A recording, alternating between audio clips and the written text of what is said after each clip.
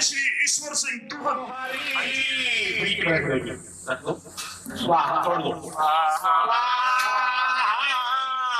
बोलो यज्ञ भगवान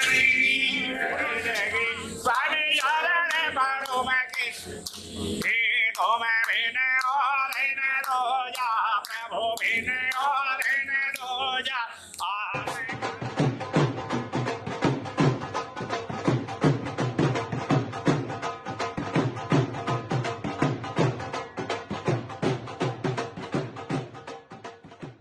Sir, please come on the stage and enlighten us with your words.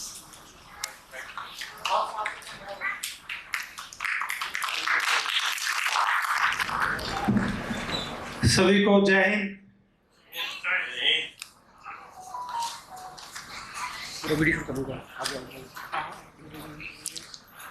समाचार क्यारी के मीडिया समूह संपादक श्री राजेश कुमार जी, आज के फंक्शन के विशेष अतिथि गेस्ट ऑफ ऑनर कर्नल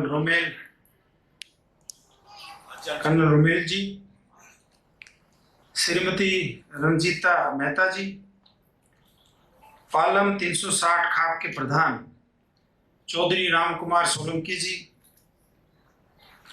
भारतीय किसान यूनियन दिल्ली प्रदेश अध्यक्ष चौधरी वीरेंद्र सिंह डागर जी, दलजीत सिंह जी, दिनेश कुमार जी, प्रधान धर्मपाल जी, पत्रकार पीपी वर्मा जी, पत्रकार धर्मपाल धनखड़ जी,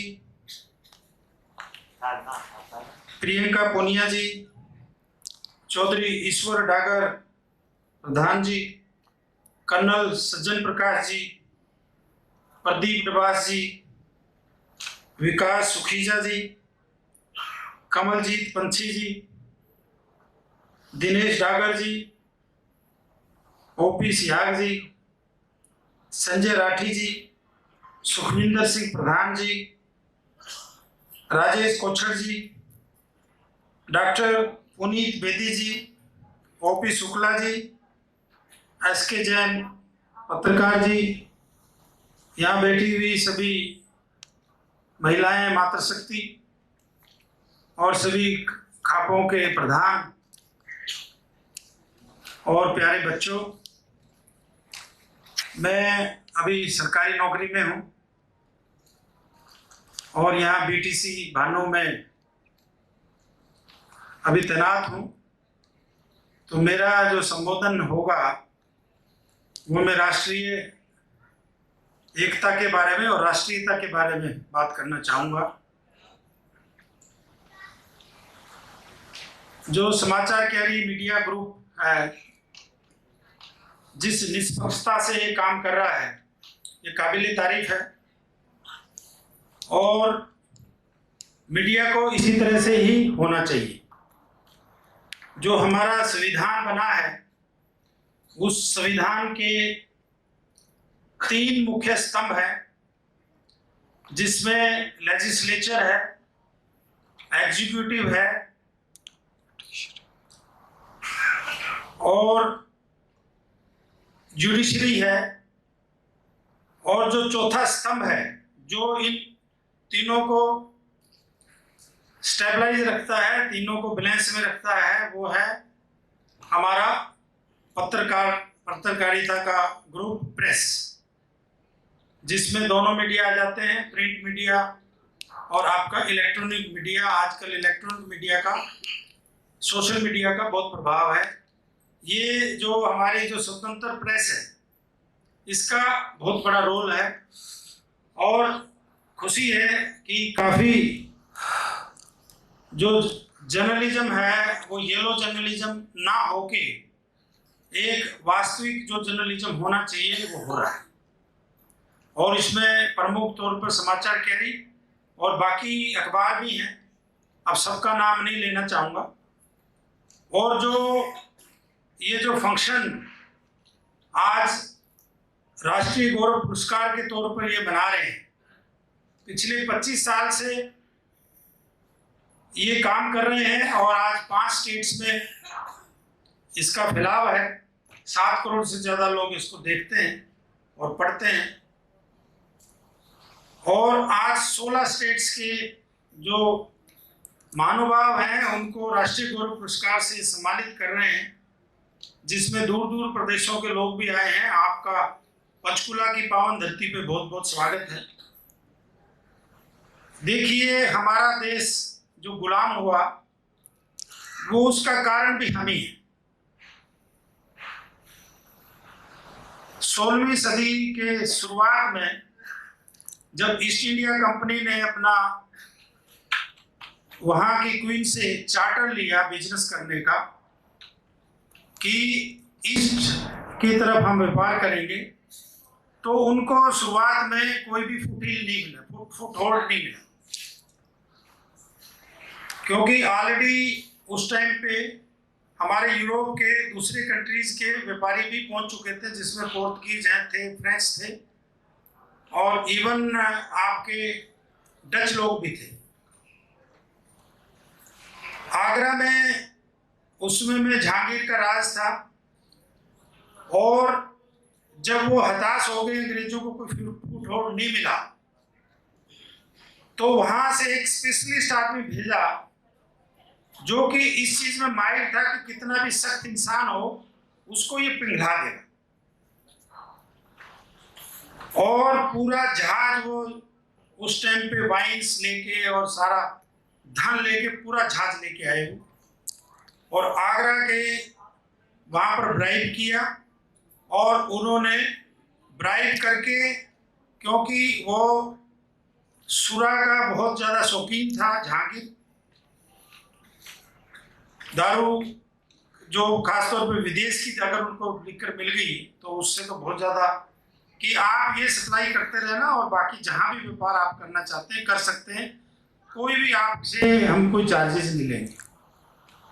ये चलता गया 1857 पे मैं आता हूं। अभी 1857 में जब उनको पता लग गया कि ये अनटेनेबल होगा और ये पूरा तंत्र जो क्वीन को ले लेना चाहिए, तो उस समय में स्ट्रेटजी बनाई कि किस तरह से हमने इस देश में राज करना है और ये हिंदुस्तान लोगों की कमजोरी क्या है। क्योंकि 1857 में उन्होंने देखा कुछ राजाओं को छोड़कर बाकी काफी लोग एकत्रित हो चुके थे राज के खिलाफ, तो उन्होंने शुरू में ही बीज बोना शुरू किया। अपने सारे जितने भी एक्ट हैं वो सिर्फ हिंदुस्तान के लिए बनाए हुए। और 1909 में जो first government of India act आया, उसमें उन्होंने सबसे पहले मुसलमान के लिए सेपरेट इलेक्टोरेट लेके आए, ताकि ये हिंदू और मुसलमान में सबसे पहले वैच हो जाए, सबसे पहले वो बट जाए। उसके बाद में जब वर्ल्ड वार हुआ, वर्ल्ड वार में हिंदुस्तान ने उनको बहुत बड़ा सहयोग दिया और इस उम्मीद से कि इसके बाद हमें कुछ राज ये दे देंगे। और 1919 में जो गवर्नमेंट ऑफ इंडिया एक्ट दोबारा आया, उसमें उन्होंने और ज्यादा डिवाइड कर दिया। उसमें उन्होंने रूरल अर्बन को भी डिवाइड कर दिया, उसमें उन्होंने सिख के लिए भी अलग वोट कर दिया, उसमें उन्होंने व्यापारियों के लिए अलग वोट कर दिए। जो काउंसिल बनाई वो सिर्फ यही था कि उनको कैसे इनको डिवाइड किया जाए। दूसरा, हमारा जो एजुकेशन सिस्टम था, उस एजुकेशन सिस्टम को किस तरह से तहस नहस किया जाए, ये उनका एक कदम था। क्योंकि जिस देश का एजुकेशन के ऊपर अगर आपने चोट पहुंचा दी और अपने हिसाब से वो एजुकेशन पढ़ाना शुरू कर दिया, तो देश की जो हम थे तो काले, लेकिन हमारी सोच वही होगी अंग्रेजों की तरह। और पर्पज भी यही था कि हम ऐसे पैदा करेंगे, दिखने में हिंदुस्तानी होंगे लेकिन कामों में कर्म में वो पूरी हमारी तरह से सोच वाले लोग हैं। तो इस तरह से हमारे देश की कार्रवाई चली। और जो हमें बहुत पहले इंडिपेंडेंस मिलनी चाहिए थी, क्योंकि इस तरह से डिवाइड एंड रूल चला। उसके बाद पूना पैक्ट हुआ, साइमन कमीशन आया, उसका अपोजिशन हुआ, राउंड टेबल कॉन्फ्रेंसेस हुई, और उसके बाद सबको मिलके वो एक 1935 का एक्ट लेके आए। उसमें बम्बई से सिंध को सिर्फ रिलीजन के बेस के ऊपर अलग कर दिया गया, हमारे से बर्मा को अलग कर दिया गया। और उस समय में जो हमारा जो दलित समाज है उसका रिजर्वेशन शुरू कर दिया। तो इस तरह से ये जो डिफरेंशिएशन की भावना है ये उस समय में पैदा हो गई। आप ये नहीं कह सकते कि रिलीजन ने किया, रिलीजन ने तो बहुत पहले किया था, लेकिन काफी हद तक हम लोग इसमें कामयाब हो चुके थे। तो जब हमारा देश आजाद हुआ, आपको मैं बताना चाहता हूं कि जो हमारा जो कॉन्स्टिट्यूशन बना है उसमें 80% बातें वही 1935 एक्ट की है। उस हिसाब से हमारा देश आज के दिन चल रहा है। और रिजल्टिंग इन जो सिचुएशन आज ये है कि हम अपने आप को सक्षम नहीं बना पाए, हम सरकार की तरफ इंतजार करते रहते हैं, सरकार ये एड देगी, सरकार ये पेंशन देगी, सरकार चावल देगी, सरकार हमें गेहूं देगी, ना कि हम अपने पांव पे खड़े। हमारे साथ में बाकी देश भी इंडिपेंडेंट हुए हैं, उन देशों की हालत देखी और हमारे देश की हालत देखी। उन देशों के पास कुछ भी नहीं था, हमारे पास सब कुछ था। हमारे देश सोने की चिड़िया थी, इसलिए बाहर के लोग हमारे पास व्यापार करने के लिए आए। जो अंग्रेजों का फुटहोल्ड भी हमने दिया बैटल ऑफ प्लासी से। हम लोग एक दूसरे के खिलाफ हो गए, उनके खिलाफ कार्रवाई की और सारा का सारा तंत्र जो है ना हमने अंग्रेजों को दे दिया। अब हमारा देश का संविधान बन चुका है, लेकिन जिस तरह की प्रोग्रेस हमारे देश को करनी चाहिए थी वो नहीं हुई। जिस तरह के सक्षम हम लोग होने चाहिए थे वैसा हमारा इन्वेस्टमेंट नहीं हुआ। पिछले दिनों तक एजुकेशन के ऊपर क्या खर्चा था, एजुकेशन में भी आपके जो है कितने सिरे बना दिए। कॉन्वेंट स्कूल्स हैं, पब्लिक स्कूल्स हैं, मॉडल स्कूल है, संस्कृति स्कूल है, एकलव्य स्कूल है, सैनिक स्कूल है। आपका एजुकेशन इतने भागों में बांट दिया कि गवर्नमेंट स्कूल का तो कोई ध्यान ही नहीं रहा। हमारी 80% पॉपुलेशन गांव में रहती है। अगर वो एजुकेशन सिस्टम हमारा इस तरह का होता और आप लोग पूरी मेहनत करते, सब कुछ करते, तो हमारा देश उन्हें बहुत साल 75 ईयर्स हो गए, इतने सालों में तो हमारा देश सबसे ऊपर पहुंच जाना चाहिए। तो अभी हमें क्या करना चाहिए? अभी हम देखते हैं कि हम कहां से शुरू कर सकते हैं।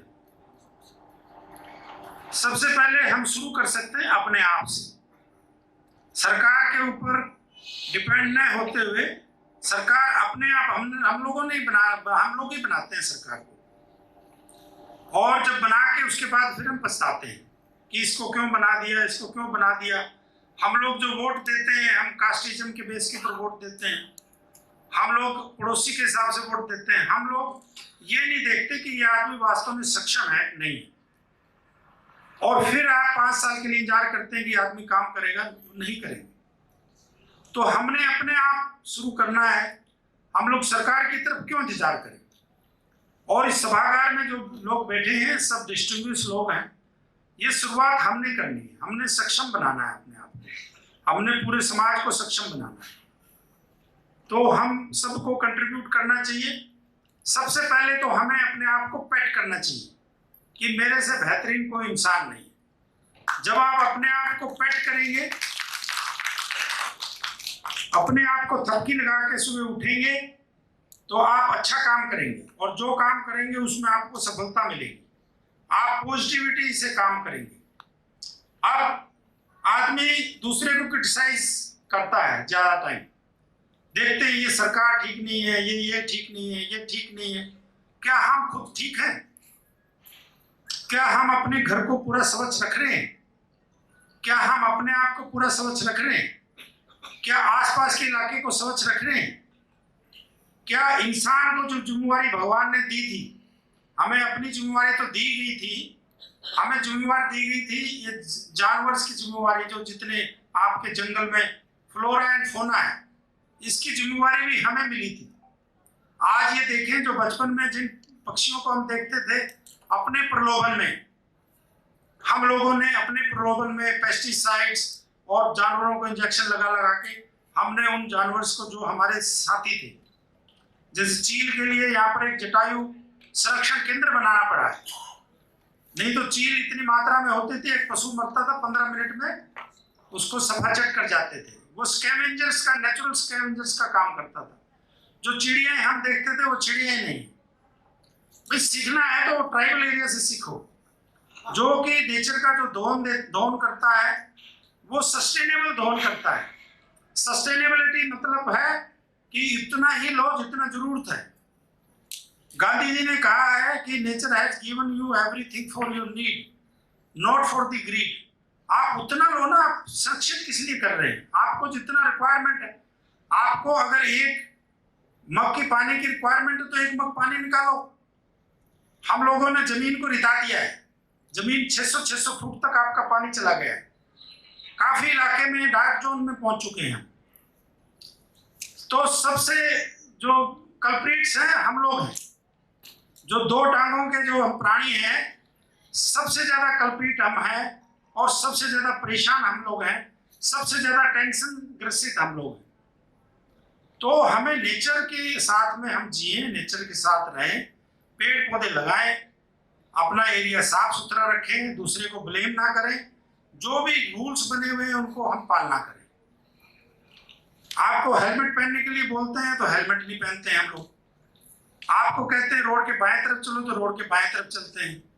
कोई नेशनल हाईवे बन जाता है तो सबसे पहले जमीन वहीं खरीदते हैं और वहां पर पहले दुकान बना देते हैं 15।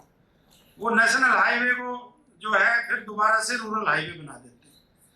तो हमें ये चीजें देखनी चाहिए, सोचनी चाहिए और सरकार के साथ सहयोग करके हम कैसे अपना कंट्रीब्यूशन क्या कर सकते हैं। We should have the nature of giving. हम हमेशा ऐसे रहते हैं और ऐसे कैसे करने में लगे रहते हैं, जिसकी वजह से हम लोग पूरा दोहन बुरी तरह से कर रहे हैं। जो हमारी ट्रेडिशनल क्रॉप है उसको भूल के हम अंधेधुंध भाड़ में लगे हुए हैं कि हमने धान और यही लगाना है, जिसकी वजह से हमारा 99% जो पानी है वो खेती बाड़ी में और इन चीजों में लगता है। भाई दूसरी फसल भी तो है, दूसरी फसल भी लगा सकते हैं। जो किसान थे, जो किसान हम देखते थे, ऐसे सिर्फ किसान देखते हैं। अब मेरे जैसे किसान मिलते हैं हमें गांव में भी, क्योंकि वो किसानी रही नहीं, सूडो किसान बन गए हम लोग।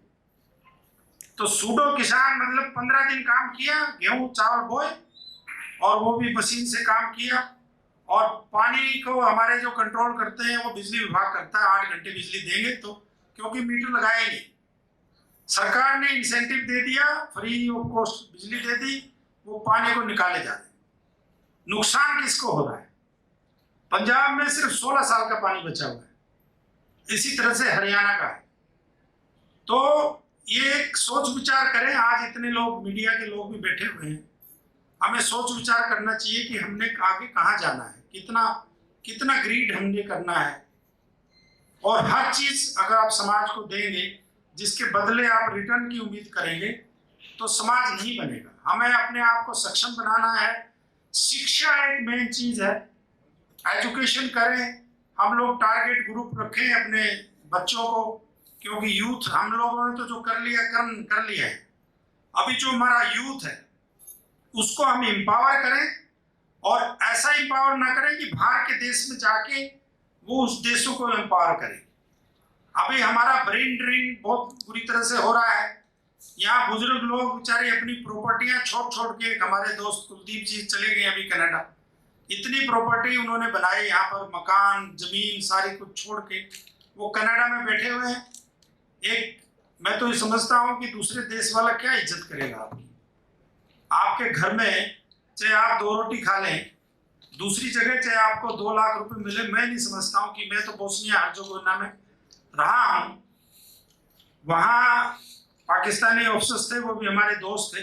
एक लैंग्वेज का, एक कल्चर का क्या बॉन्डेज होता है, वो अपने देश में ही कर सकते हैं। तो बच्चों को वो मोटिवेट करें कि बच्चे चलो पढ़ना चाहते हैं पढ़े, बाहर से जितनी नॉलेज लेना चाहते हैं लेके आए, लेकिन हमारे देश को सक्षम करें। ये नहीं कि सारा ब्रेन जो है हमारा यहाँ से वहां चला जाए। अब मैं भाषण तैयार नहीं करके नहीं आया हूँ बिल्कुल नहीं, लेकिन राष्ट्रीय प्रेम जो है, राष्ट्र के साथ प्रेम करें, अपने साथ प्रेम करें, फैमिली सबके साथ। और ये मैं 2-4 दिन पहले प्रियंका जी और इनकी सीमा गुप्ता जी और इन्होंने हमारे कैंपस में स्ट्रेस मैनेजमेंट के ऊपर इनके ऊपर क्लास लगाई थी। तो अब ऐसे भी हालत है कि जवानों को भी स्ट्रेस मैनेजमेंट की क्लास लगानी पड़ रही है, जिनको बहुत पैसा मिलता है, सब कुछ मिलता है, लेकिन वो भी एक समाज का हिस्सा है। वो भी न्यूक्लियर फैमिलीज हो गई हैं हमारी, गांव से उठ के हम शहरों में आ गए हैं। अब हमारा रहन सहन सारी चीजें वेस्टर्नाइज हो गया है, लेकिन वेस्टर्नाइज होने के बाद भी हम अपने आप को जुड़ा हुआ महसूस नहीं करते हैं। एक संकुचित सा मन रहता है आप शहर में रहते। जब गांव में आप जाते हैं, देखते हैं जहाँ से जिन जड़ों से आप जुड़े हुए हैं। सियाग साहब को देखता हूँ खेत में जाके बड़ी अच्छे पोज देते हैं, देखते हैं। मैं समझता हूँ कि यहाँ जो खुशी है, जो गांव में जाके जो इनके चेहरे पे खुशी होते हैं, भाई के साथ खड़ा होके फोटो खिंचाते हैं, वो एक अलग चीज है। हम लोग सब गांव से जुड़ना चाहते हैं, लेकिन गांव में जाके बच्चों के साथ हमें काम करना चाहिए, कोई बगैर किसी गेन के। भगवान अपने आप गेन देता है, भगवान के ऊपर छोड़ दें। हमारे बच्चे सब सक्षम हो गए हैं। हम लोगों को खास तौर पर इस उम्र में जो बैठे हैं, वो समाज में हम काम करें। तो इन्हीं शब्दों के साथ सबको बहुत बहुत जय हिंद, बहुत बहुत नमस्कार। Thank you very much.